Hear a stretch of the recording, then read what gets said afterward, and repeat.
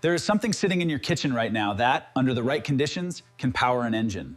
Not metaphorically, not with some elaborate chemical process, requiring a laboratory and a PhD. Literally sitting there, sugar, water, yeast. 3 ingredients that have existed since the dawn of civilization. 3 ingredients that, when combined correctly and run through a process so simple that farmers were doing it in the 1800s, can produce a fuel that burns hot, burns clean, and costs you somewhere between 10 and 20 cents per liter to make it home. Compare that to the $1.20 to $1.60 per liter you are paying at the pump right now, and ask yourself one question. If this works, why has it been quietly banned, restricted, or criminalized in 49 American cities in the past 2 decades? That is the question no one is asking out loud. And that silence, as you are about to discover, is not accidental. You already know the feeling. You pull up to the gas station, you watch the numbers on the pump spin faster than your patience, and somewhere in the back of your mind, a thought crosses, there has to be another way. Fuel prices have risen more than 80% since 2005 in real adjusted terms. The average American household now spends over $3,000 per year on gasoline alone. That number does not include heating fuel, generator fuel, or the downstream cost of everything that gets transported by diesel to the store shelf of the most fuel-rich nation on Earth. And the extraordinary irony, the part that should make your blood pressure rise slightly, is that the solution, and you buy your groceries from. Energy poverty is not a concept reserved for developing countries. It is happening quietly, steadily, in the suburbs and rural counties. It has been known for well over 2 centuries. Let me take you back to 1826. A chemist named Samuel Morey built and successfully demonstrated an internal combustion engine that ran not on gasoline, which would not even be refined for commercial use for another 50 years, but on ethanol, a fermented, distilled alcohol derived from plant sugars. His engine worked, it ran, it moved things. And then, with almost suspicious timing, the story of ethanol as a primary fuel source was progressively buried, interrupted, resurrected, and buried again in a cycle that has continued ever since. The whale oil industry was declining, and fermented grain alcohol was stepping in to fill the void. Then, in 1862, on alcohol in crepusculum, including industrial alcohol, that instantly made ethanol fuel economically unviable. The tax would be the equivalent of an additional $60 to $70 on every gallon you tried to produce. That tax was not about morality. It was not about safety. It was a revenue mechanism that effectively handed the emerging petroleum industry a 50-year monopoly over the energy market without a single competitor needing to be defeated. On merit. Henry Ford understood this. People forget that Ford's original Model T, released in 1908, was specifically designed of the two. Ford called ethyl alcohol the fuel of the future. He believed that every farm in America could be an energy producer. He envisioned a world in which rural communities would generate their own fuel, power their own equipment, and liberate themselves entirely from the grip of centralized oil distribution. Whose financial interests extended not incidentally to the funding of the Prohibition movement, helped engineer the complete legal prohibition of alcohol production beginning in 1920. Prohibition has always been taught as a moral and social crusade. What it also accomplished, with a precision that historians have been slow to acknowledge, it was the complete destruction of the decentralized ethanol fuel industry. Every still in America was shut down. Every independent producer was criminalized. And by the time Prohibition ended, in 1933, the automotive and fuel infrastructure had been rebuilt entirely around petroleum. The market transition was complete. Not by price, not by consumer preference, but by law. Now understand what you are dealing with. You are not looking at a fringe idea. You are not looking at something untested or speculative. You are looking at a fuel technology that has been used continuously, scaled successfully, and validated by hard science. Latest farce to Pupershof for over 200 years and that has been interrupted, taxed, regulated, and now but because it is threatening. So what is the process? Let me walk you through it, because this is where things get genuinely remarkable. Fermentation ethanol production begins with what chemists call a sugar wash. You take water, roughly 20 liters, you add approximately 4 to 5 kilograms of raw cane sugar, or alternatively crushed corn mash, beet sugar, or any fermentable carbohydrate. You dissolve it, which is roughly room temperature in most Chemex. Then you add a small quantity of Saccharomyces cerevisiae, which is the same biological yeast used in bread and beer. Production, available at any supermarket for under $2 a packet. You seal the container with an airlock to allow CO2 to escape without letting oxygen in, and you wait between 5 and 10 days. What happens inside that container is extraordinary by any measure. The yeast organisms consume the dissolved sugars and convert them through anaerobic metabolism into 2 byproducts: carbon dioxide gas, which escapes through the airlock, and ethanol, which accumulates in the liquid. A properly managed wash with a starting sugar concentration of 20% by weight will produce a liquid containing approximately 10 to 14% alcohol by volume. This is your base material. This on its own will not run an engine, but what comes next will. Distillation, the process of applying heat to separate alcohol from water using their different boiling points. Ethanol boils at 78.4 degrees Celsius. Water boils at 100 degrees Celsius. When you heat a fermented wash slowly and consistently, the ethanol vapors rise first, travel through a copper or steel tube called a condenser that is cooled by running water, and convert back into liquid on the other side. What you collect in the first fractions of a distillation run, starting around 65 to 78 degrees, is a product that already exceeds 70% ethanol concentration.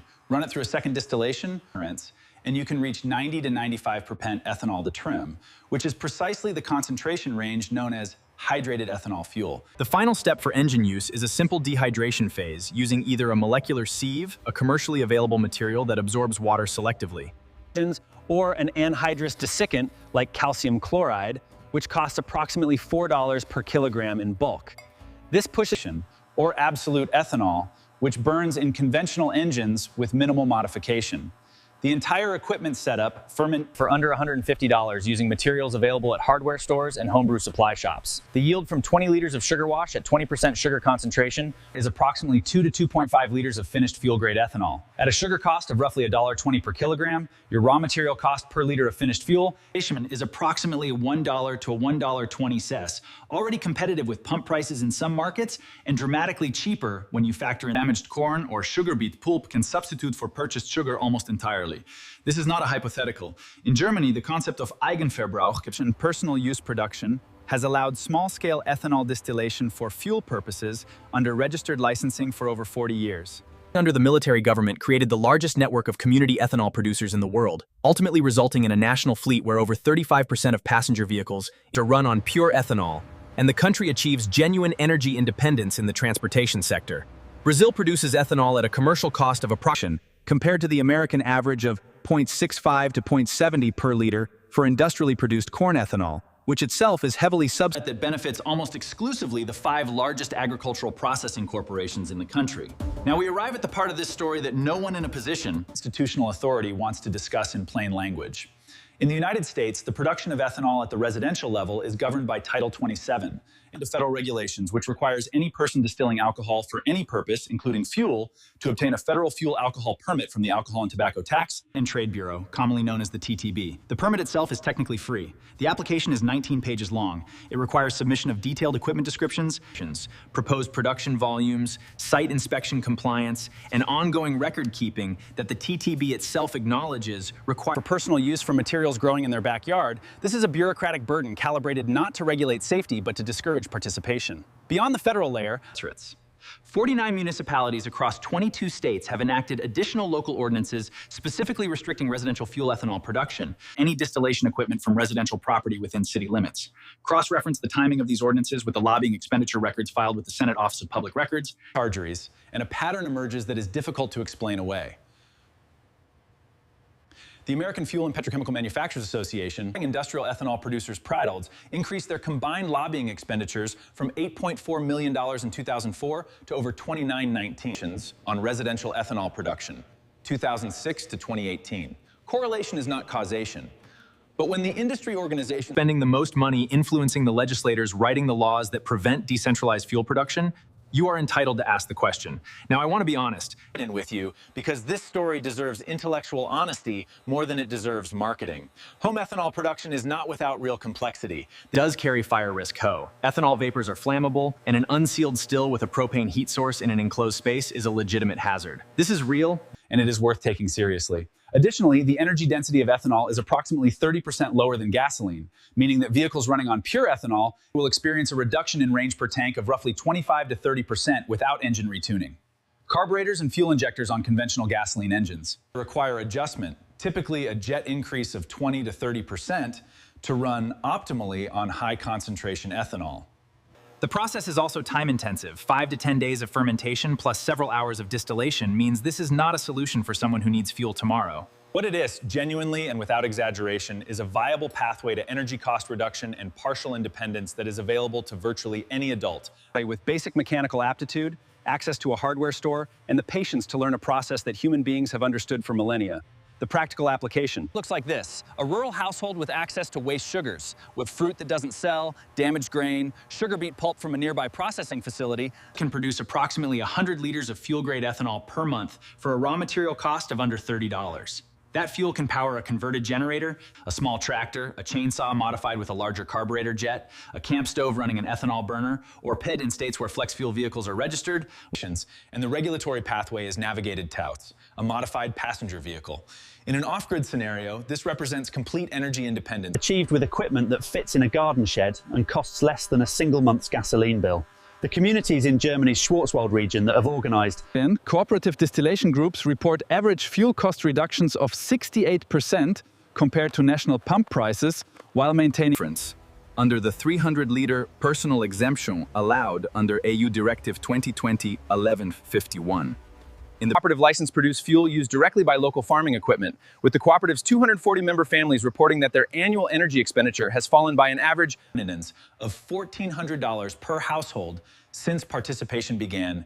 These are not utopian experiments. These are functioning economic on the same planet where you are paying $1.50 a liter for a product you could, under different political conditions, produce in your backyard for less than 15 cents. What keeps you from doing that is not science. It is not engineering.